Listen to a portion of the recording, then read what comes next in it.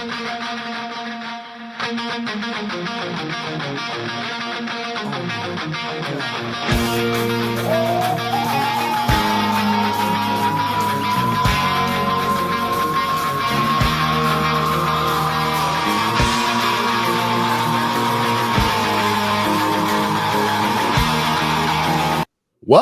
to the best albums of all time. This is Guns N' Roses' Appetite for Destruction, the album that changed everything.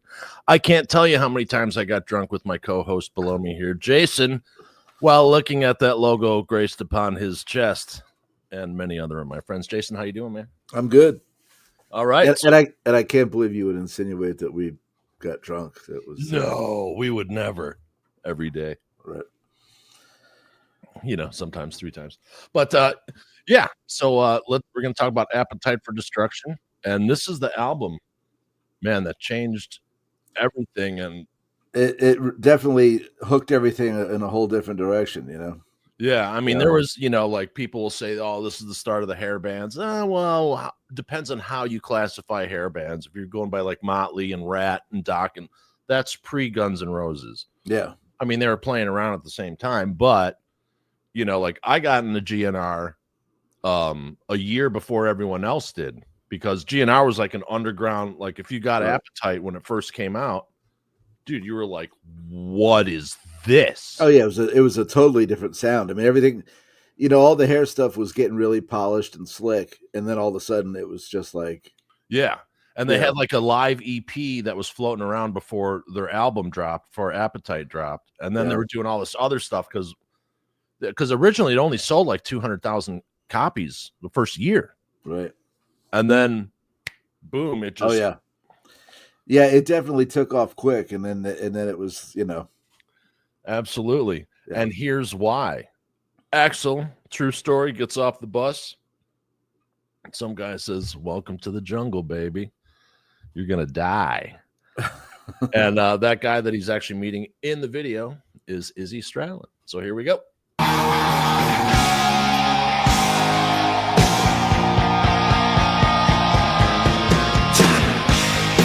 And this was such a stark contrast. They had big, bulky Navy type tattoos, kind of 1950s, but modernized.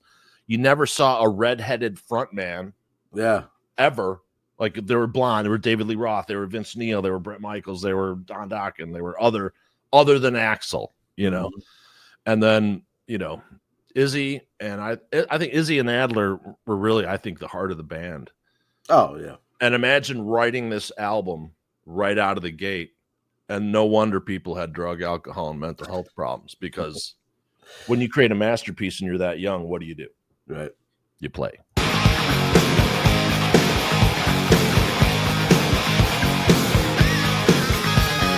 Welcome to the jungle. We got fun and games. We got everything you want. How do we know the names? We are the people that can find whatever you may need. If you got the money, honey, we got your disease. The jungle.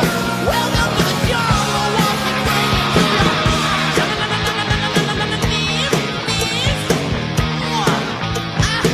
I wanna watch you bleed.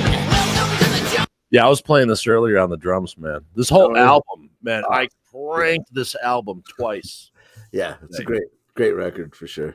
Oh my God. I mean, just dude, song after song after song. But yeah, that was the other thing I remember at the time. You know, it wasn't for me when this first came out, I wasn't instantly in love with it, but I was one of those, I kind of cocked my head to the side, like, wait a minute, you know, and probably, you know, it didn't take me long where, you know, I was on board, but yeah, there was a lot going on this album too. Yeah, it just took a minute to shift gears, but then it was a really cool gear to be in. Oh, once totally. you were there, yeah. We take it day by day. If you want it, you're gonna bleed, but it's the price to pay. And you're a very sexy girl, very hard to please.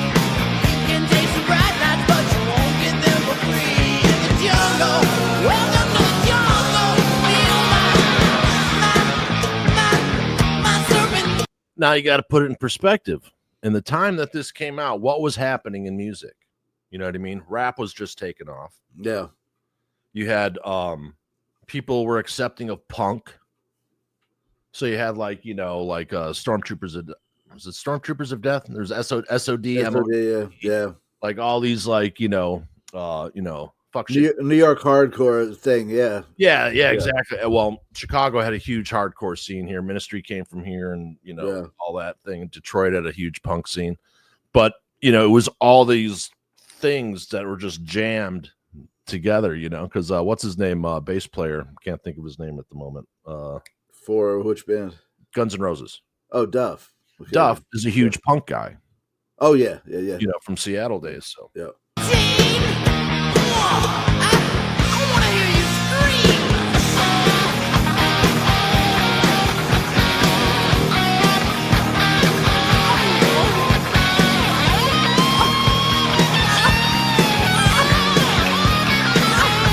and everything that was coming out right around when these videos came out.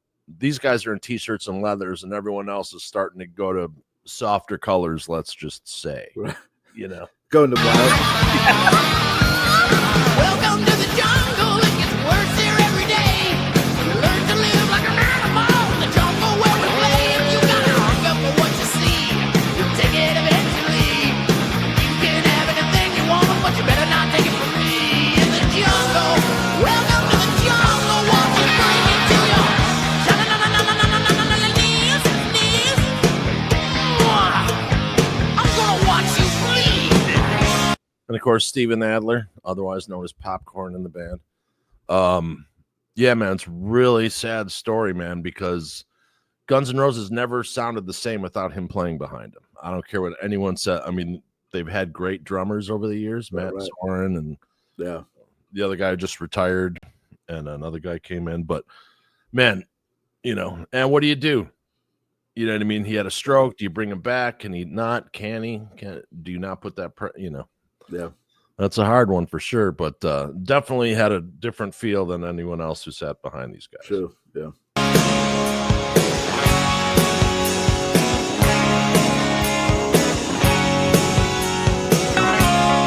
When you're high, you never ever wanna be down. So down, so down, so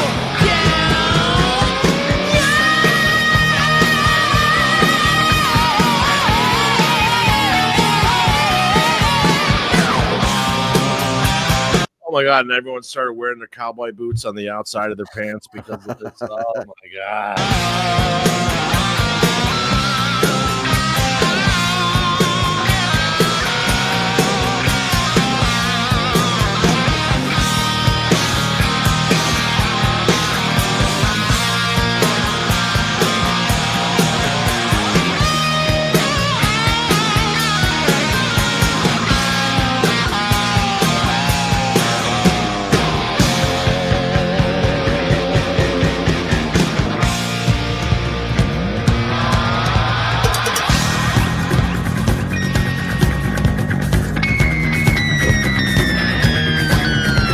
And you weren't hearing these sounds. Such a great break too. You know what I mean? Totally, absolutely, yeah. You got the tribal drum beat going. You got the harmonics happening.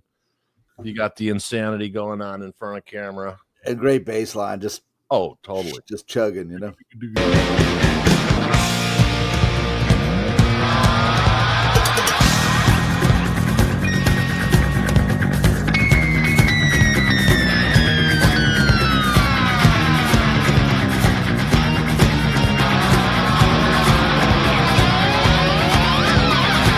You know where you are?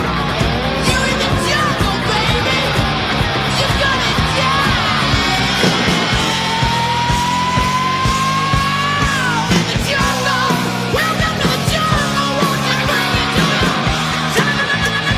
me? And then what was funny is like after this, everyone expected Axl's hair to be big, and they made him do that for this video.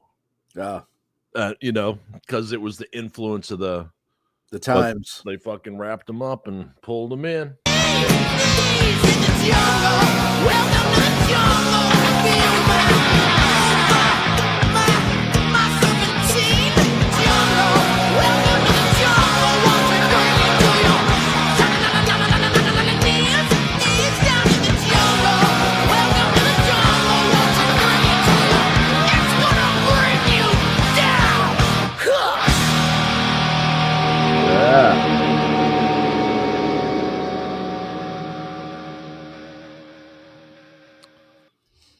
Guns N' Roses, man. 1987. That's 38 years ago. It can't be, man. It seems like just yesterday. Right? Man. How about that, huh? And this is for a special edition of Monday Metal, this tunage that we did here. And yeah, that was insane, dude. Yeah. Totally insane. And everyone in the main show, hold on a second. We're just going to roll credits for the tunage, and then we'll be right back.